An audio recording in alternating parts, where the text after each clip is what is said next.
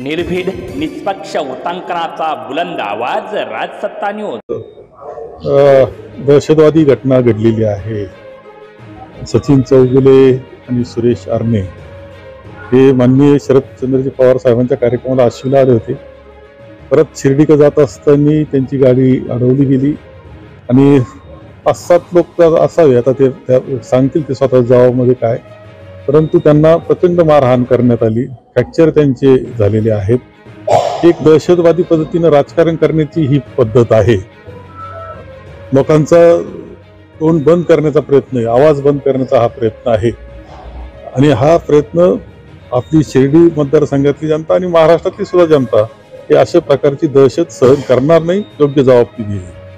पोलिसांनी मात्र यावर कडक कारवाई केली पाहिजे अशी अपेक्षा आहे। कडक कारवाई, निरपेक्ष असलं पाहिजे पोलीस दलानं, त्या दृष्टीने त्यांच्याकडून कारवाईची अपेक्षा आमची आहे। नाही तर नंतर आम्हाला सुद्धा आमच्या पद्धतीनं शेवटी काही पवित्र आंदोलनाचे सुद्धा घ्यावे लागतील, परंतु अशा प्रकारचा हा दहशतवाद हा बिलकुल सहन केला जाणार नाही। गुन्हा दाखल झालाय का? नाही, आता याच्यात फर्स्ट इन्फॉर्मेशन जी असते हॉस्पिटलमधून दिलेली आहे सर संगमेर पोलीस स्टेशनला, ते पुढे कारवाई होईल। मी येथे सचिन चौगुले या आमच्या कार्यकर्त्यावर तो भ्याड हल्ला झाला, त्यांना भेटण्यासाठी मी आले। अतिशय म्हणजे लोणी आणि संगमेर वर्दळीचा रस्ता असताना त्यांची गाडी अडवून त्यांच्यावर जो हल्ला झाला तो काही चोरीसाठी किंवा लुबाडण्यासाठी नव्हता, तर त्या लोकांनी बाकीच्यांना बाहेर काढून त्यांना मारहाण केली, शिवीगाळ केली। म्हणजे ही अतिशय वाईट घटना आहे। आज लोकशाही जिवंत राहिली की नाही, लोकशाहीचा गळा घोटण्याचं काम चालू आहे। व्यक्ती स्वातंत्र्य प्रत्येकाला आहे, प्रत्येकाने बोललं पाहिजे आणि त्याची अशी म्हणजे इतक्या वर्दळीच्या ठिकाणी त्यांच्यावर हल्ला झाला आणि त्यांना गंभीर दुखापत झाली। त्यांच्याबरोबर जे आर्मी म्हणून त्यांचे सहकारी आहे त्यांना पण मारण्यात आलं।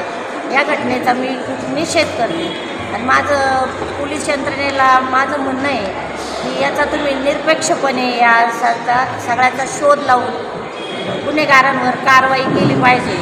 या सगळ्या गटाचा, या सगळ्या घटनेचा सूत्रधार कोण आहे याची पण शहनिशा करून आपण निरपेक्षपणे सचिन चौगुलेला न्याय देता आला अशी मी अपेक्षा व्यक्त करते। लोणीसारख्या जी सहकाराची पंढरी म्हणतात, अशा ठिकाणी सहकाराच्या पंढरीत गुंडांचा गजर आणि सुपारी घेऊन मारायला हजर अशी स्थिती झालेली आहे।